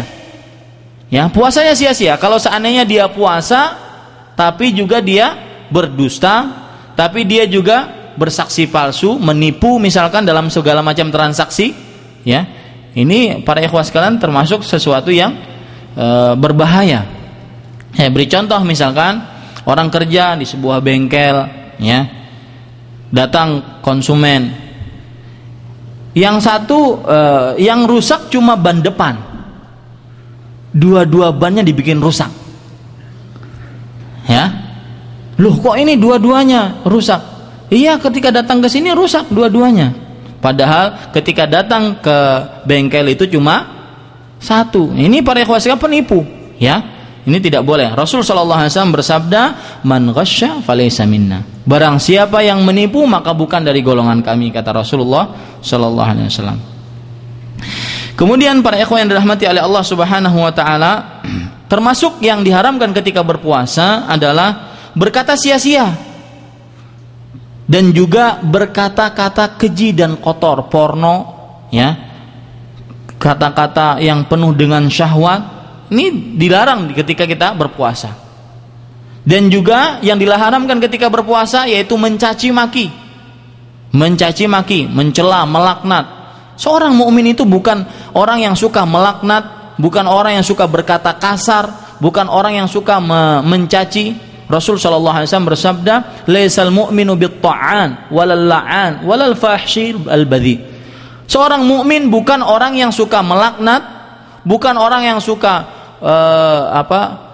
suka mencaci, bukan orang yang suka berkata-kata kasar dan kotor, keji, ya, yang bersifat yang berbau hawa nafsu, ya, porno dan segala macam. Hal ini berdasarkan sebuah hadis diriwayatkan oleh Imam Ibnu Khuzaimah dari Abu Hurairah radhiyallahu anhu, Rasulullah sallallahu alaihi wasallam bersabda, "Laisa as-siyamu minal akli wasyurbi, innamas siyamu minal lagwi warrafath.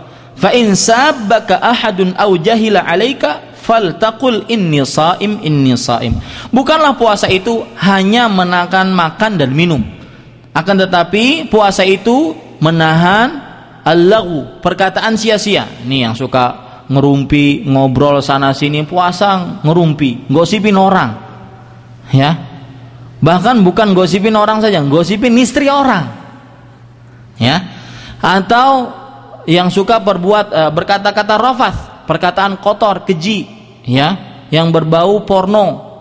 Fa in sabbaka ahadun, kalau seandainya ada seseorang yang mencaci kamu, maka au jahila alaika, atau berbuat sesuatu yang bodoh terhadapmu, maka katakanlah sesungguhnya saya sedang puasa, saya sedang puasa. Ya, ini para ikhwan yang dirahmati oleh Allah Subhanahu wa taala. Kita tidak ingin puasa kita hanya mendapatkan haus dan lapar saja, sebagaimana sabda Nabi Muhammad sallallahu alaihi wasallam, "Rubba sha'imin hadduhu min siyamihi al-ju' wal 'atash." Berapa banyak orang yang berpuasa, bagian yang dia dapatkan dari puasanya hanya lapar dan haus saja, ya. Kemudian para ikhwah sekalian, termasuk yang dilarang ketika berpuasa adalah berteriak. Teriak-teriak, ya, marah-marah dengan teriak-teriak. Hal ini sebagaimana sabda Nabi Muhammad SAW riwayat Bukhari dan Muslim dari Abu Hurairah radhiyallahu anhu, beliau bersabda, "Wa idza kana yaumu shaumi ahadikum fala yarfuth wala yashab." Jika salah seorang di antara kalian berpuasa pada hari itu, maka tidak boleh dia berkata-kata kotor atau keji dan tidak boleh berteriak-teriak. Ya, ketika mungkin lagi marah-marahan dengan seseorang, kemudian dia marah dengan seseorang, dia teriak-teriak. Biasa kan kalau orang marah itu hilang kontrol. Nah, maka pada saat itu tidak diperbolehkan ketika dia berpuasa.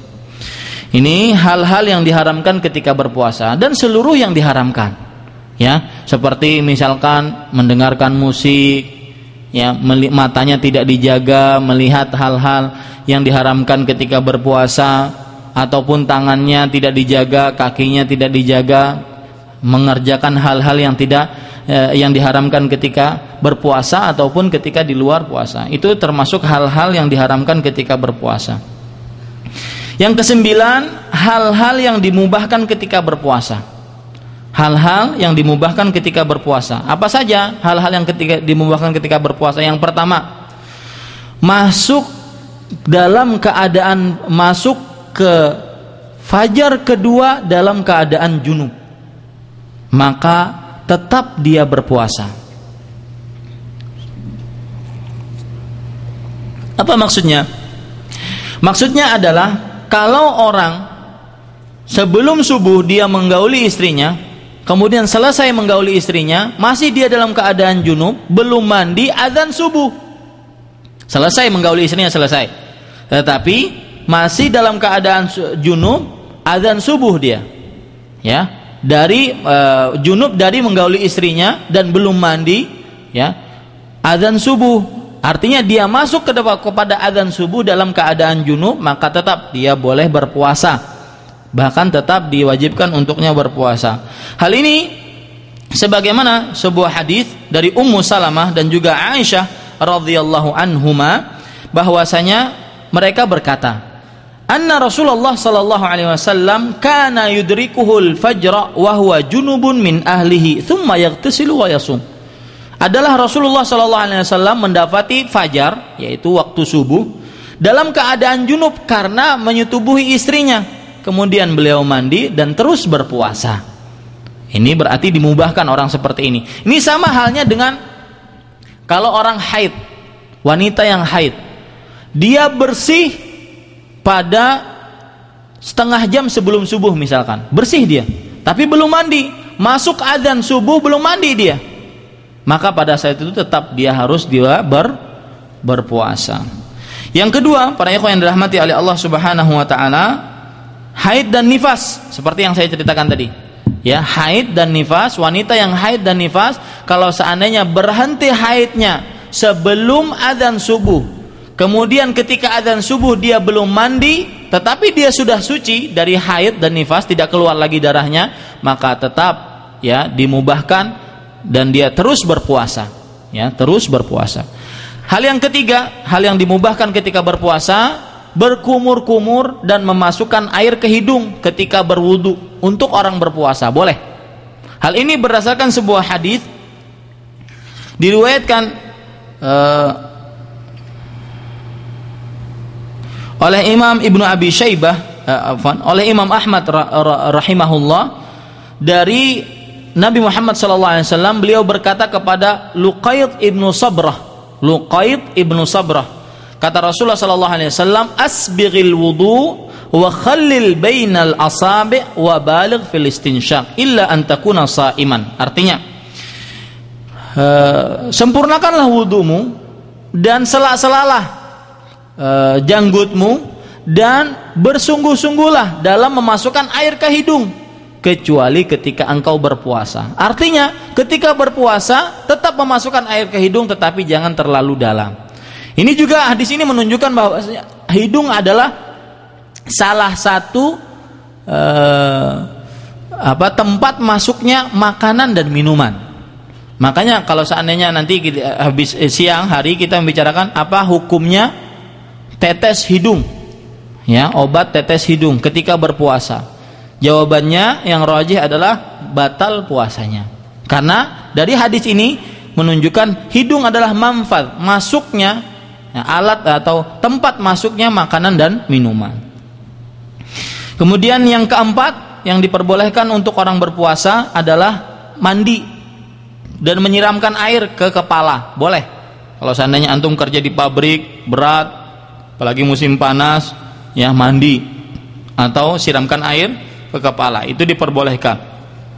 Hal ini berdasarkan sebuah hadis dari Abu Bakrah radhiyallahu anhu, bahwasanya beliau berkata, laqad ra'aitu Rasulullah sallallahu alaihi wasallam bil araj yasubbu ala ra'sihi al-ma wa huwa sha'im minal atash aw minal har. Aku telah melihat Rasulullah sallallahu alaihi wasallam beliau menyiramkan air ke kepalanya dalam keadaan puasa karena haus dan karena kepanasan. Karena haus dan karena kepanasan. Kalau berenang gimana? Nanti siang. Yang kelima, mencicipi makanan kalau diperlukan. Ya, termasuk diperbolehkan mencicipi makanan. Hal ini berdasarkan perkataan Abdullah bin Abbas, la ba'sa an tut'imal qadar aw syai'. Artinya la ba'sa, tidak mengapa engkau mencicipi makanan secukupnya, ya, atau sedikit dari makanan, tetapi tidak dimasukkan, dikeluarkan, ya. Ini para ikhwas, ini yang kelima yang diperbolehkan. Yang keenam, mencium dan mencumbu istri jika dia bisa menahan dirinya untuk tidak masuk kepada yang diharamkan oleh Allah Subhanahu wa taala, yaitu ketika jika dia bisa menahan dirinya untuk tidak bersetubuh, mencium atau mencumbu istri yang diperbolehkan. Hal ini berdasarkan sebuah hadis diriwayatkan oleh Imam Bukhari dan Muslim dari Aisyah radhiyallahu anha. Beliau bercerita, "Kana Rasulullah sallallahu alaihi wasallam yuqabbilu yubashiru wa huwa sha'im wa kana amlakakum li irbihi." Artinya, Nabi Muhammad sallallahu alaihi wasallam beliau mencium, mencumbu dalam keadaan puasa. Di dalam beberapa riwayat dalam keadaan puasa di bulan Ramadan, dalam beberapa riwayat puasa di bulan Ramadan, ya. Dan beliau adalah orang yang paling tahan menjaga hawa nafsunya. Ini para ikhwah yang dirahmati oleh Allah Subhanahu wa taala. Kemudian yang diperbolehkan juga yang lain, yaitu mencium bau wangian. Itu tidak mengapa bagi seorang yang berpuasa.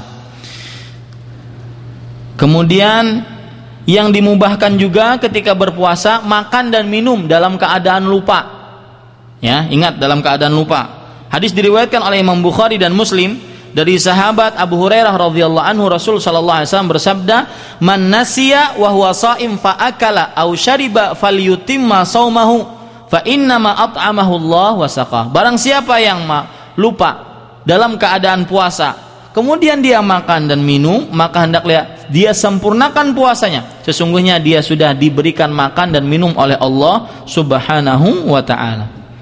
Yang kesembilan, sesuatu yang masuk ke dalam mulutnya tanpa pilihan dia. Mangap, masuk lalat. Nah, di sini sebenarnya ada permasalahan para ikhwah sekalian. Apakah seluruh yang masuk ke dalam mulut itu membatalkan puasa?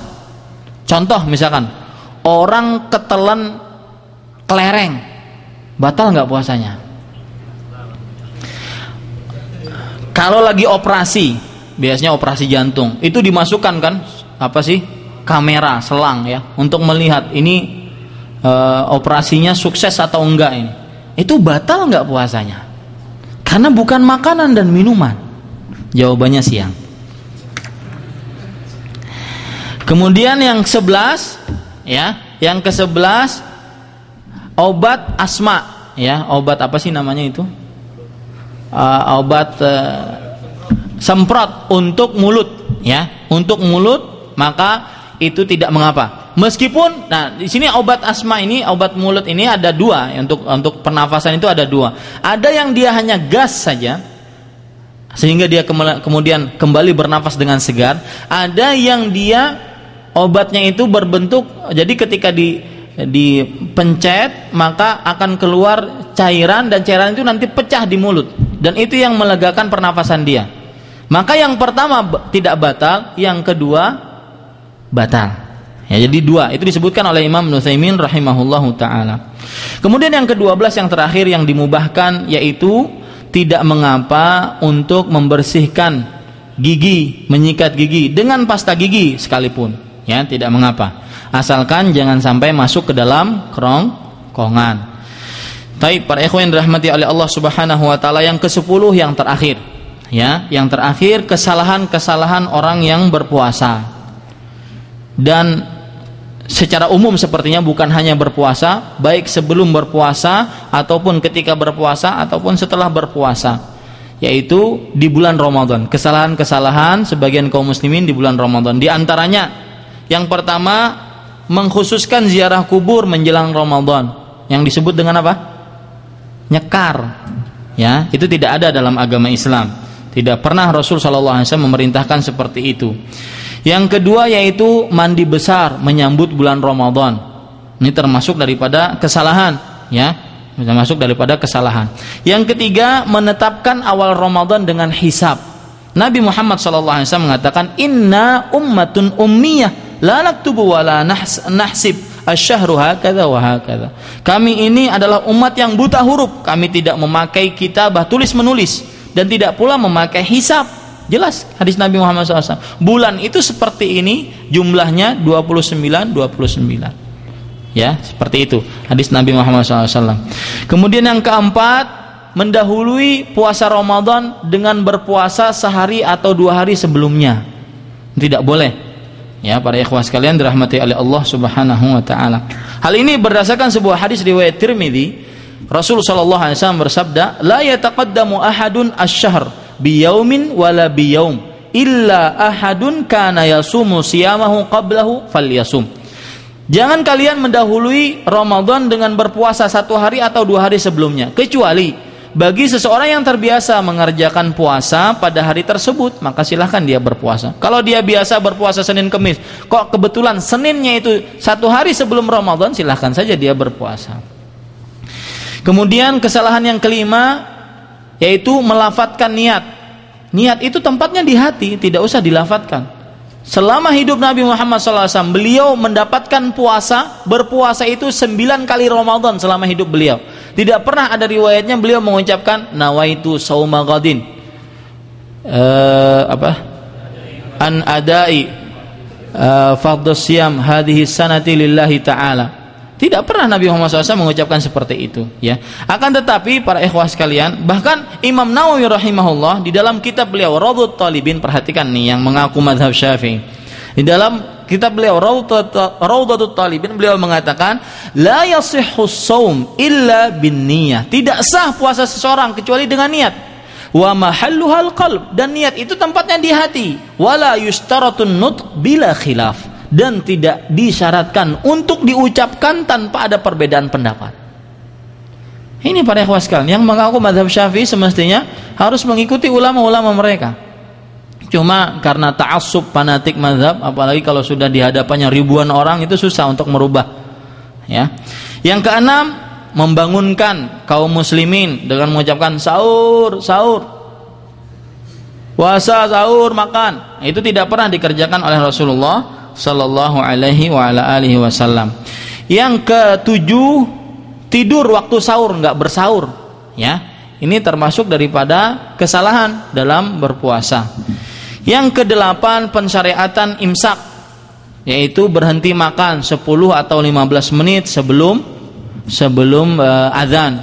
Nabi Muhammad SAW beliau bersabda, kulu washrabu wala yahdiyannakum as-sati'al mus'ib fakulu washrabu hatta ya'tarida lakumul ahmar. Makan dan minumlah, kata Nabi Muhammad SAW.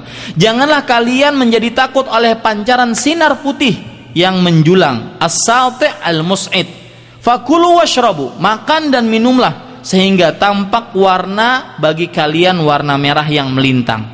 Jadi fajar kedua itu tandanya adalah warna merah yang melintang, bukan tanda putih yang ke atas, enggak. Fajar itu yang kedua, yang shadiq, yang benar itu adalah melintang dia. Ini hadis diriwayatkan oleh Imam Tirmidzi dan juga Imam Abu Daud. Kemudian para ikhwah sekalian, kesalahan orang yang berpuasa juga adalah membuang-buang waktu, ya, seperti tidur. Puasa seharian tidur tok kerjanya. Dari mulai habis subuh sampai azan maghrib tidur. Azan zuhur, sholat zuhurnya kemana, asarnya kemana, tidur tok kerjanya. Ya, atau sholat juga, habis sholat tidur lagi. Ya, ya ini para ikhwah sekalian. Ada sebuah hadis, memang hadis dhaif tetapinya. Ya, naumatus shaim ibadah. Puasanya orang orang yang berpuasa itu adalah ibadah. Ini hadis adalah lemah. Kenapa? Bahkan dikatakan palsu karena di dalamnya ada seorang perawi yang disangka kadzab. Seorang perawi yang dia adalah perawi dikategorikan sebagai tukang dusta. Kalau ada sebuah hadis perawinya itu salah satunya adalah kadzab, maka dia hadis palsu. Kemudian para ikhwah sekalian dirahmati oleh Allah Subhanahu, padahal banyak beredar, ya. Nah, ya. Kemudian para ikhwah yang dirahmati oleh Allah Subhanahu wa taala, kesalahan selanjutnya yaitu berdoa dengan mengucapkan Allahumma lakasumtu wa ala rizqika aftartu wa bika Allahumma lakasumtu wa bika amantu wa ala rizqika aftartu. Hadis ini para ikhwah sekalian dirahmati oleh Allah Subhanahu wa taala diriwayatkan dalam Sunan Abu Daud, kemudian juga diriwayatkan dalam kitab Ibnu Sunni, ya, dalam kitab beliau Amalul Yaumi wal Lailah. Tetapi hadis-hadis ini ada lemah karena di dalam hadis ini ada seorang yang dinilai lemah dan pendusta, ya, pendusta. Ini para ikhwas kan. Dan di sana ada hadis yang sahih, hadis riwayat Abu Daud juga. Dhahabadh dhama'u wa batalatil uruqu wa thabatal ajru insyaallah. Ya, ini para ikhwah sekalian dirahmati oleh Allah Subhanahu wa taala. Kesalahan yang selanjutnya sudah berapa tuh? Ya, ke-11. Kesalahan selanjutnya adalah tidak sholat maghrib berjamaah di masjid gara-gara berbuka, kebanyakan makanan di depannya, lupa sholat maghribnya di masjid. Ya, ini para ikhwah sekalian sibuk dengan berbukanya. Ya, tidak boleh para ikhwah sekalian. Bahkan kadang-kadang dia mengambil sebuah dalil, kata dia, idza hadaral isya wa uqimatis shalah fabda'u bil idza hadaral isya wa uqimatis shalah fabda'u bil isya. Jika sudah dihidangkan makanan, diiqamahkan salat, maka dahulukan makan dulu. Ya, ini para ikhwas. Dengan dalil ini dia katakan bahwa hadisnya sahih, tetapi penerapannya tidak benar. Ya, para ikhwas sekalian. Kemudian yang selanjutnya, tidak sholat taraweh baik sendirian apalagi sama imam. Sendirian aja nggak sholat, apalagi sama imam. Padahal tadi saya katakan termasuk adab yang sangat dianjurkan adalah melakukan sholat tarawih bersama imam. Kemudian yang selanjutnya yaitu terlalu berlebihan, israf dan tadzir, berlebihan, mubadzir di dalam segala hal, terutama ketika berbuka atau ketika sahur, ya. Dilarang dalam agama Islam para ikhwah sekalian. Orang beribadah saja, berinfak saja itu tidak boleh dalam keadaan israf, terlalu berlebihan. Apalagi dalam keadaan membuang-buang makanan. Berinfak saja tidak boleh dalam keadaan berlebih-lebihan, apalagi dalam membuang-buang makanan.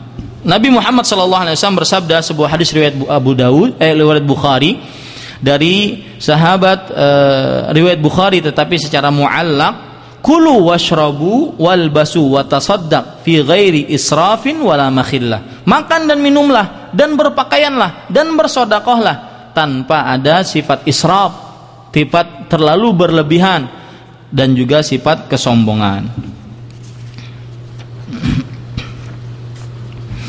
Kemudian termasuk kekeliruan di dalam sholat, di dalam bulan Ramadan, yaitu zikir jamaah dengan dikomandoi dalam sholat tarawih atau sholat 5 waktu, ya.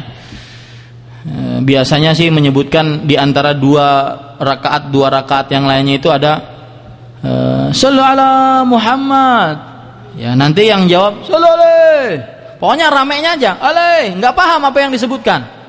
Dan itu terbukti para ikhwah sekalian, ya. Yang bilalnya atau yang mengomandainya itu benar, Sallu ala Muhammad. Kemudian yang lainnya alaih, alaihnya aja yang penting, pokoknya rame. Apalagi kalau sayanya masjidnya besar, ya, jamaahnya banyak, itu kelihatan islami, ya, kelihatan apa? Kelihatan islami kata mereka. Kemudian para ikhwah sekalian, termasuk kesalahan juga merayakan nuzul Quran, ya, nuzulul Quran yang katanya 17 Ramadan. Ini termasuk kesalahan juga.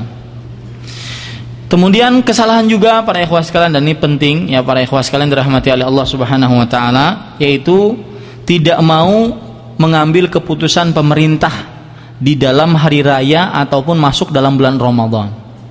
Ya, tidak mau mengambil keputusan pemerintah dalam hari raya ataupun masuk dalam bulan Ramadan. Nanti habis zuhur saya akan sebutkan sebuah perkataan indah dari seorang imam di abad ini, yaitu Imam Al-Albani rahimahullah, tentang semestinya kaum muslimin itu dia mengikuti keputusan pemerintah sehingga mereka menjadi satu. Ini masing-masing setiap organisasi atau kelompok masyarakat mengumumkan sendiri-sendiri, seperti jagoan sendiri-sendiri. Kami dari organisasi si fulan mengumumkan bahwasanya kami berpuasa. Siapa ente? Yang mempunyai kekuasaan adalah siapa? Kalau seandainya pemerintah kita bukan pemerintah muslim, pemerintah kita orang muslim, dan juga ada menteri dalam negerinya, mereka mempunyai panitia khusus untuk ru'yah. Alhamdulillah negara kita juga memakai ru'yah sebagai patokannya, bukan dengan hisab. Ru'yah sesuai dengan sunnah, tidak diikuti. Ini para ikhwan yang dirahmati oleh Allah Subhanahu wa taala. Ini selesai materi kajian yang pertama, hukum dan adab puasa. Itu yang bisa saya sampaikan. Apa yang baik itu hanya dari Allah Subhanahu wa taala, apa yang buruk itu dari kami pribadi manusia biasa. Sallallahu alaihi Muhammad walhamdulillahi rabbil alamin.